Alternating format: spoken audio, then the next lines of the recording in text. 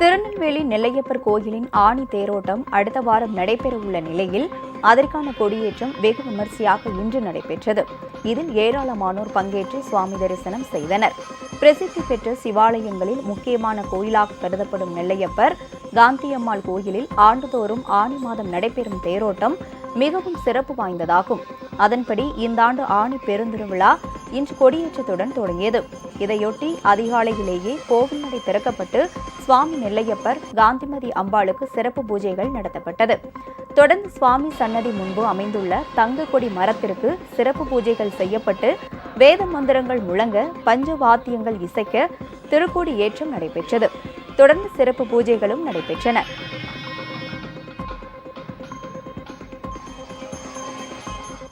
உங்கள் ராஜ் நியூஸ் தொலைக்காட்சியில் திங்கள் முதல் வெள்ளி வரை தினந்தோறும் பிற்பகல் 2 மணிக்கு உங்கள் பகுதியில் உள்ள குறைகளை நேரலையில் தெரிவிக்கும் புகார் பெட்டி நிகழ்ச்சி.